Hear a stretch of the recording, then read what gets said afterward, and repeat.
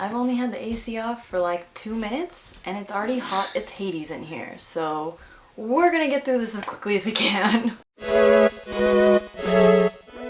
Hi, my name is Adriana and today I'm going to tell you about 6 books that changed the way I think. So obviously that is a very dramatic title, a very dramatic intro, whatever you want to call it, it sounds very dramatic. And yes, it's dramatic, but it's also pretty true. Some of these books changed almost my entire paradigm of thinking, and others just changed the way I think about certain people or certain events in history. If that sounds interesting to you, please consider sticking around, liking and commenting on this video, and subscribing to my channel if you like bookish things. I'm gonna go through these in chronological order of when I read them. So the first one I read was With Amusement for All. This is technically a textbook, but it was a American pop culture class I took in college. That class was really the first time I did history. So I'm a big history fan. I love learning about history. I loved learning about history back in high school, took as many classes as I could through college. I currently listen to podcasts and read books and do whatever else. But this class and this book was the first time I really felt like I was actively doing history, like as an academic venture. So, you know, back in high school, I had learned about history. I had learned about events that happened in the historical record. But this class, one of the main projects we had was to take a piece of pop culture, a movie, a song, a comic, or whatever else, and really delve into what was going on in the world at that time. Well, specifically America, because this was US pop culture. But what was going on in the United States, what that piece of pop culture revealed about the culture as a whole at the time. And, you know, this book is what allowed me to do that. It starts in the 1830s, so really before you even think of what would be popular culture. I mean, that's kind of cool in itself. It covers a ton of history, sports, the advent of radio and how that affected the way people could relate to popular culture. Obviously, the World Wars had a big effect on popular culture. It's got some neat pictures in the middle.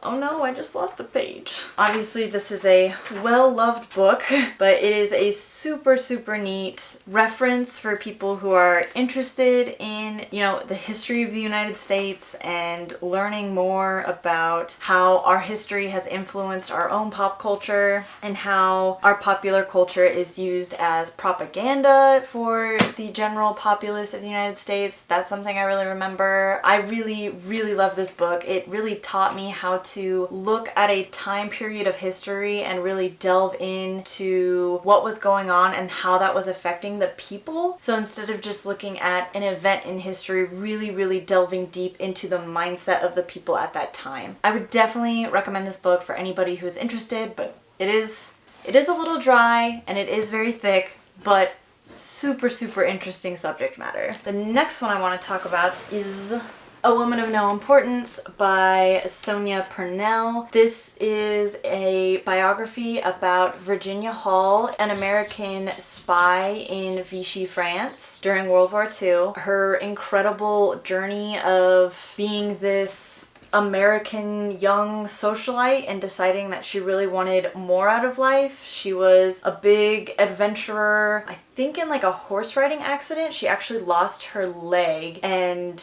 this was like before her spy career. So she starts her spy career with a prosthetic leg, a 1940s prosthetic leg, an incredible human being. I guess outside of her, the way this book really changed the way I thought or perceived a specific part of history is, okay, put a big grain of salt on this, because while I said I did really enjoy my history classes in high school, I wasn't always the best at paying attention. European history is where, you know, you really delve into World War II because it's mostly Europe. The way I perceived the way World War II was being taught to me was that when the government of France made an agreement with the Nazis and became Vichy France, you know, Nazi-occupied France, I was under the impression that the French people just kind of gave up, like wiped their hands, said, okay, whatever, I guess we're Nazis now. That's the way I perceived it probably was not the way it was taught to me, but you know, through pop culture and other things, you know, the French like, oh, we surrender, we give up. But in this book,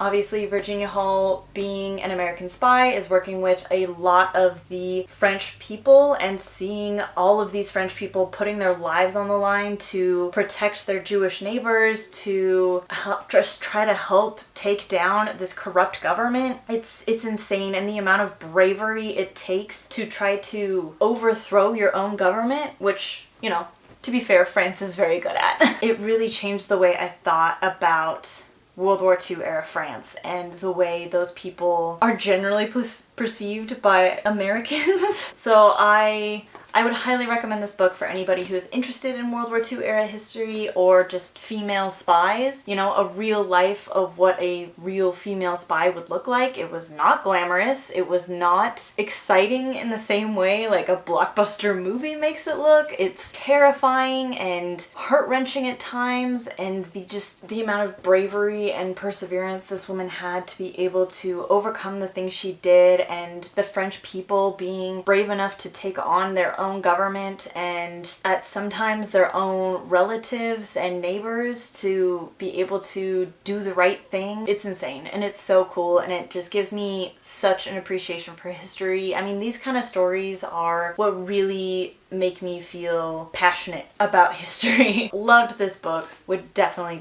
recommend it. The next one on my list is, man, these are all in like just the most awkward spots. Oh no! Is Midnight Library, and if you have been on my channel for a while, this is probably not a surprise. I am / will probably always be obsessed with this book. I know it's not super popular on BookTube. A lot of people they felt it was fake deep. And you know, that's fine. It is very white. It is very white people problems, but I am white.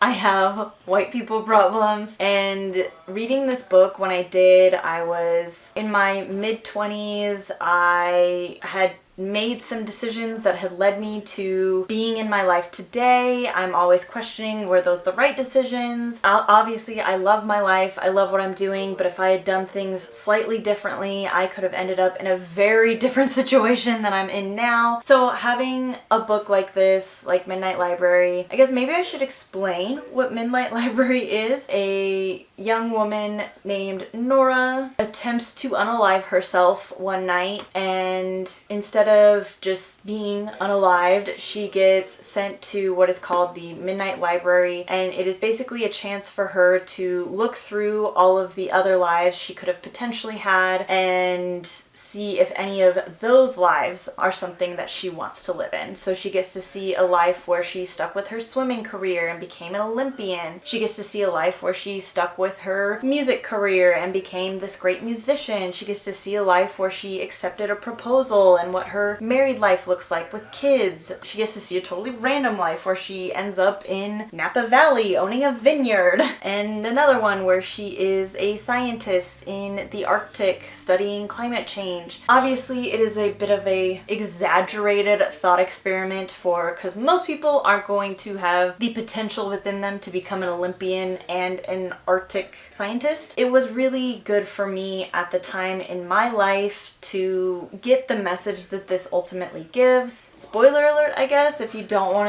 to read this book and you don't want to be spoiled, jump to this timestamp. But basically, Nora decides that the life she was living was the one that worked for her. So the decisions she made along the way were the right for her at that time, even though she doesn't have the great success, the beautiful family, the vineyard in Napa Valley. It is what worked for her, and it felt most genuine to her. And it's kind of making me want to like tear up again, which is stupid, but I'm sappy. But just to get that messaging at that time in my life that this was the right thing for me to do. Whatever decisions I made were the right decisions. I have the life I'm supposed to be living. It's just so reassuring and reaffirming for, you know, someone who's going through a quarter life crisis. And I sent this copy of this book to my friend, and he read it and made some notes. I sent it to my little sister, who's about 3 years younger than me, and she read it, and just all three of us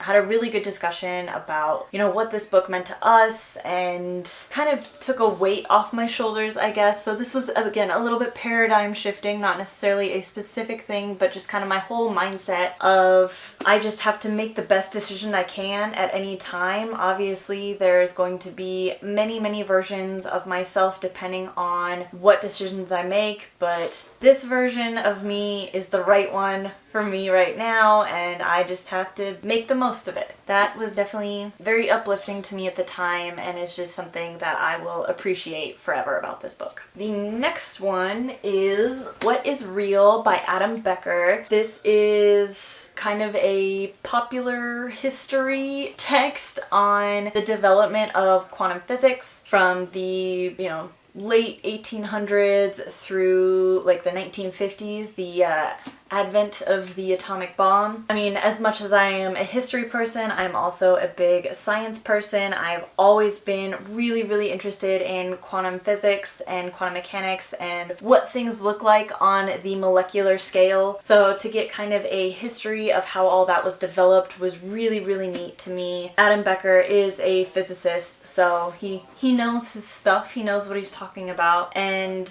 I had experienced, or I guess learned about the development of quantum physics in a couple of my classes as far as like the major experiments and how those major experiments led to our modern interpretation of quantum mechanics. But to get into this book, Adam Becker does an incredible job of really humanizing all of these scientists and these people and the intense arguments they had about how to interpret these, mathematical equations. Like, it's so cool. Like, they all come up with the same mathematical formulas and proofs, and they all get the same experimental results, because, that's good science, is you all come up with the same result, but their interpretations of what these results mean are so vastly different. And the author goes into all these different interpretations throughout history and what it means for our larger scale of like the human scale. So that was just really, really neat and something I really appreciated. And I think just getting that more human outlook on a topic that I am so interested in just made me really appreciate it even more. And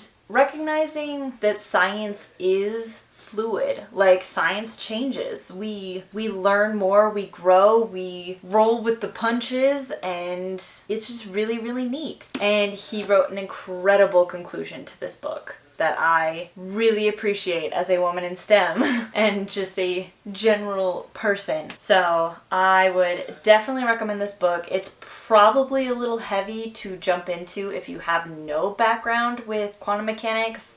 I tried to give a copy to my dad, and he said he made it about like 4 chapters in before he just kind of lost it. So if you do want to pick this up and you don't have any experience with quantum mechanics or physical chemistry or statistical thermodynamics, I would recommend maybe watching some YouTube videos and getting some of the basics down and maybe trying to jump into this. I don't know. I do really, really like this. If you like quantum mechanics, please, please read this book.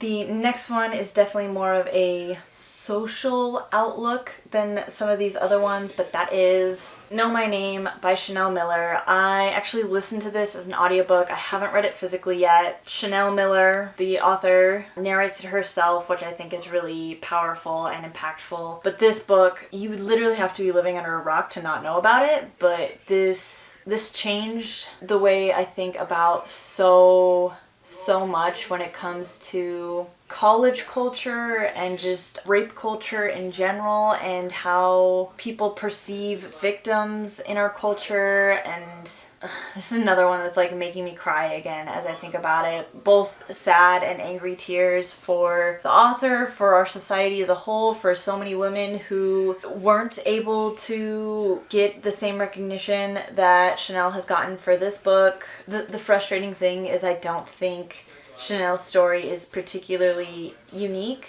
besides the fact that her case became so public, and she is such a gifted writer that she was able to create such a powerful book that has resonated with so many people. The actual story of her assault, I do not think is uncommon, which is just utterly heartbreaking. And I wholeheartedly believe that this should be required reading for everybody. I mean, I think as soon as I would like to say like as soon as you graduate high school, but maybe for some people even before that. Like I think everybody should read this at some point in their life. It is so good. It is so powerful. It is so empathy building, but it is heartbreaking and very hard to read at times. Definitely recommend this one. It definitely changed the way I think about our culture as a whole and the Greek system. As someone who was in the Greek system, so powerful. So good. And the last one is definitely a bit lighter. We'll end on a bit of a lighter note.